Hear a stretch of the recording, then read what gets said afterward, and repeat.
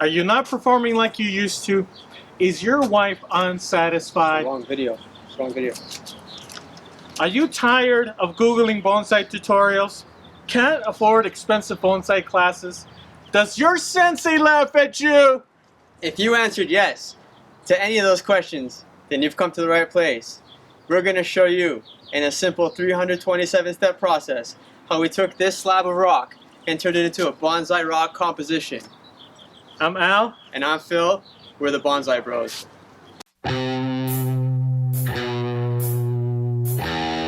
Cactus choking on the scenery, fairy tales and useless fables, prayers at the children's table. It ends with us dead.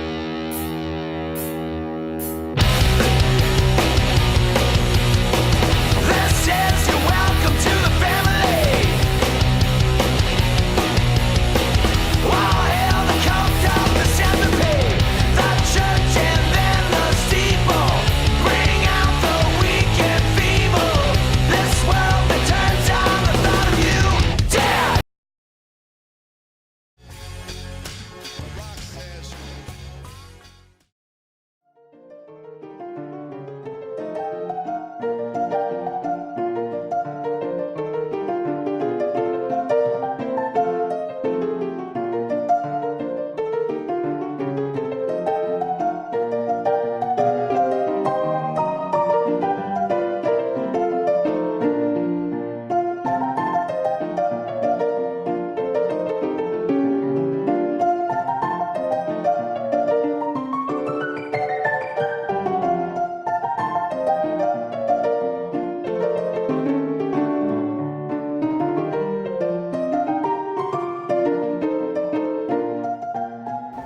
So we're going to be using this feather rock, and the reason we've decided to use feather rock is because it's so lightweight, we can carve it and we can work it into just about any shape that we want.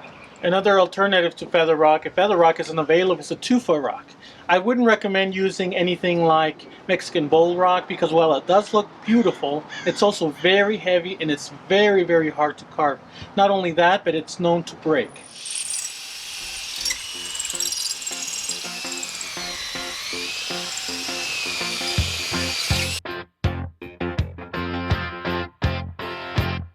What I want, you got, and it might be hard to handle, but like a flame that burns a candle, the candle feeds the flame. Yeah, what I got, full stock of thoughts and dreams that scatter, and you pull them all together, and I can't explain. Oh yeah, well, you make my dreams come true. The turtles are having sex. So on the right side, the rock has some natural curves and crevices, which is pretty good. But on this left side, I want to accentuate this curve by carving kind of a S through here, giving it some taper.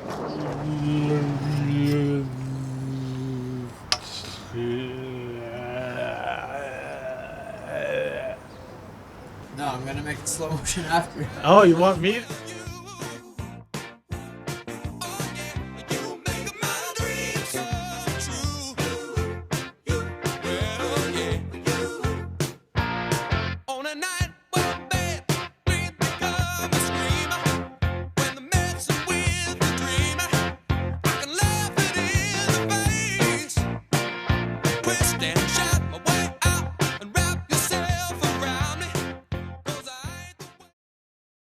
Make the rock a little bit more tapered and more contoured. We're gonna do this by removing the bulge. There's a bulgy area here, and I'm just gonna axe it off, give it a nice sharp taper right there.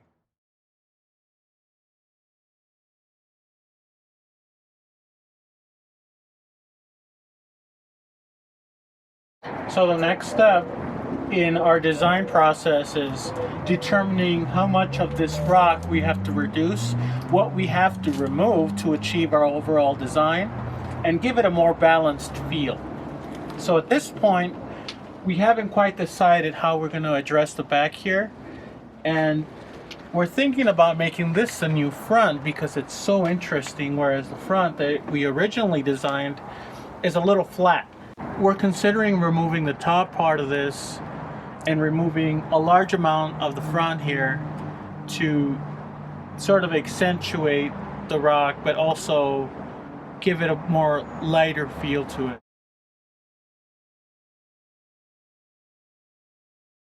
Some of the problem areas working with machines and working with axes and working with hammers are you can just as easily break a giant piece off, and that's the part we want to avoid. This is the strongest feather rock I've ever worked with.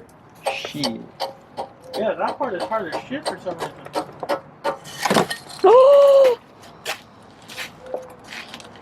Well, There goes that. there's some good news and there's some bad. Ah! The good news is we can see how the rock looks without this, and actually doesn't look not too bad. No. We have a real front now. Did you get that on video? So as you can see, I'm using the Makita 7-amp die grinder. It works great. Some people call it an angle grinder, and they'd be correct. It's a very useful tool for this kind of work. Feather rock is very, very easy to cut, but you want something to speed the process along, and that's where this bad boy comes in for all of you guys. So what we're doing here now is we're giving the rock some more detail using very fine bits and very specific carving bits. We want the rock to look as natural as possible while we're doing this. We don't want to show any cut marks or any marks that show we'd been working on it. And so the ultimate goal here is for it to look like a mountain range.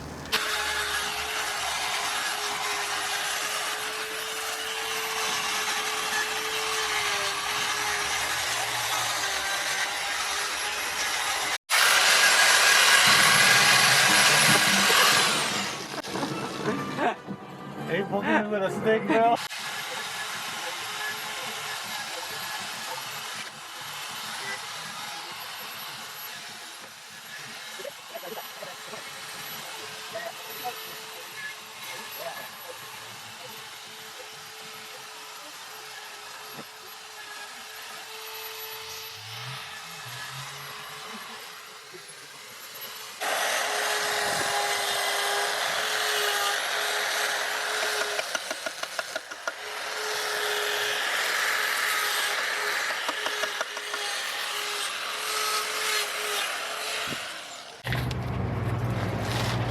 Still looks fat. Oh,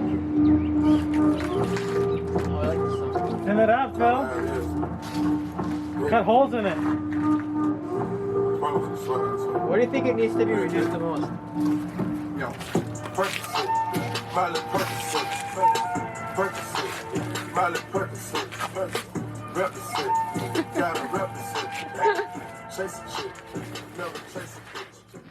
So after 3 days of work and going back and forth on the design, I feel we've made it look very natural, and I feel like we can plant a good amount of trees on this. Might do juniper or might do elm. Stay tuned.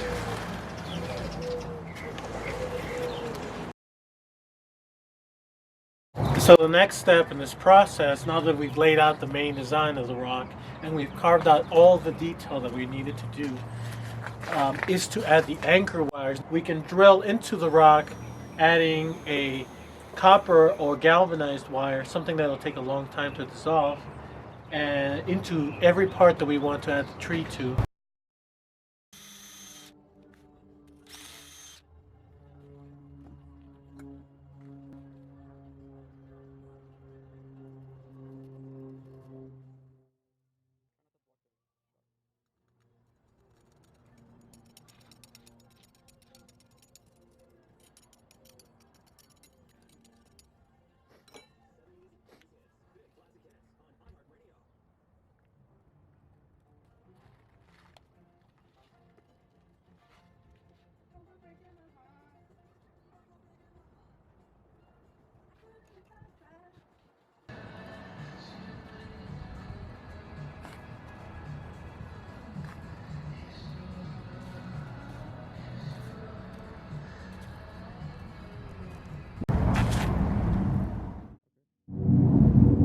For this next step, we mix bonding adhesive to high strength cement. And then we put some India ink to give it a dark coloring. This was to make the rock look a little bit more natural. We mixed in bonding adhesive to make sure the cement sticks to the rock. Follow the directions on the bottle carefully. In our case, we went for the consistency of a milkshake.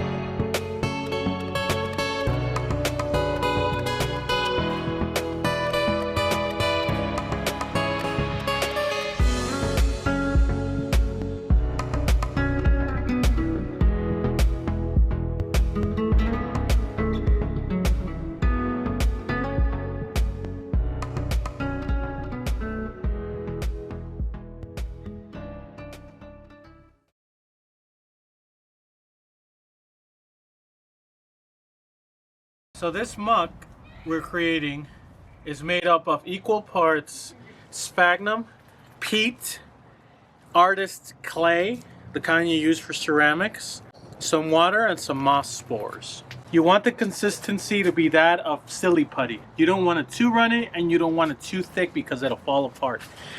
The right consistency is important when creating the perfect muck. Cool.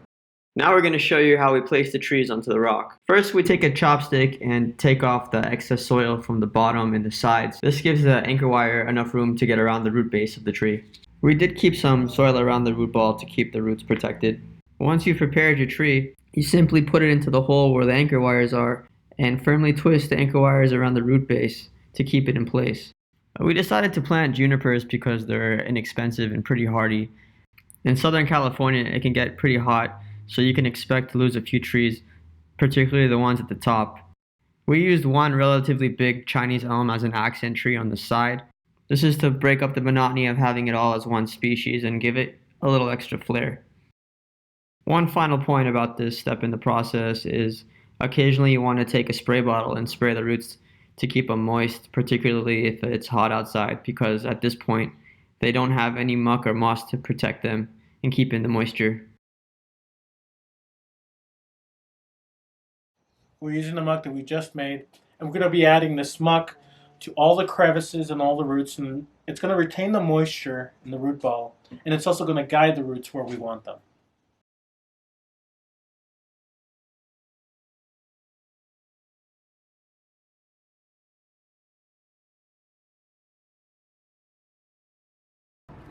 The first step to applying moss is scraping off any excess soil from the bottom without scraping off too much where you would actually scrape off some moss.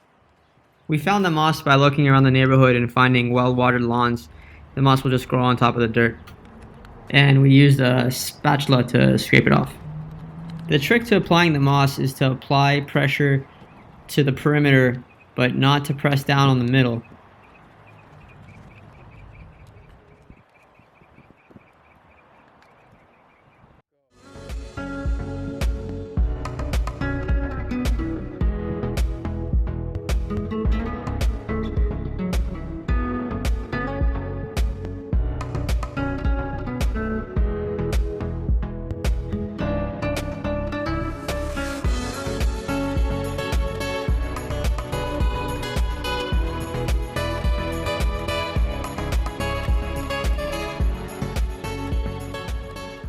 So we finished mossing the rock. Now we're headed to our nursery, Fuji Bonsai Nursery in Sylmar, California, where Alex is going to help us wire the tree.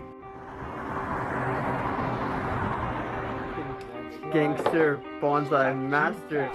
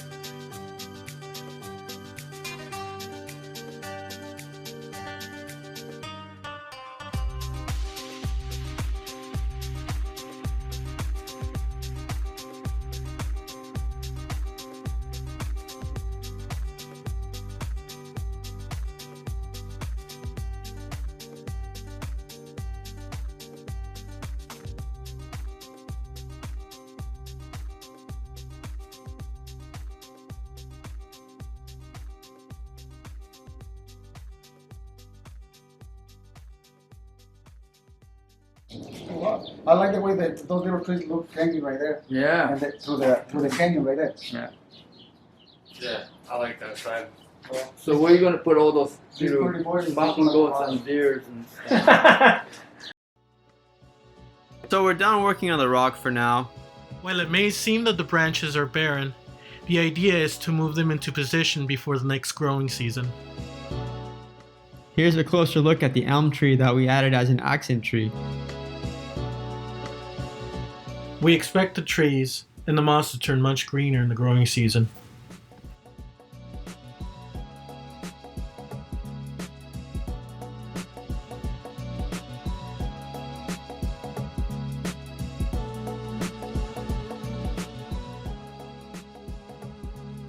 We thought this hole was a nice touch. Well, here's the finished rock. For those of you who are new to bonsai, we're going to go over topics like wiring and pruning in future episodes. Stay tuned.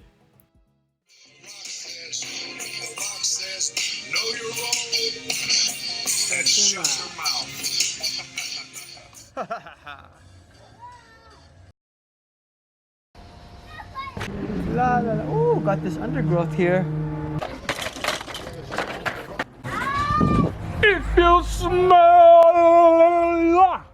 what the rock is cooking. The Rock's laying the smackdown. The Rock says, the Rock says, the Rock says, the Rock says, know your role and shut your mouth.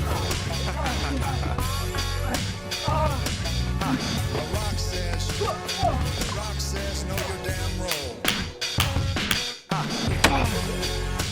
You smell what the Rock is cooking? The Rock says, the Rock says, the Rock says, the Rock says.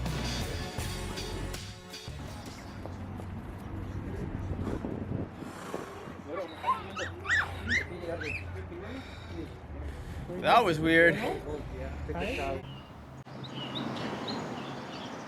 Please remember to like, subscribe, press the like button, subscribe button, like that video, but not that one.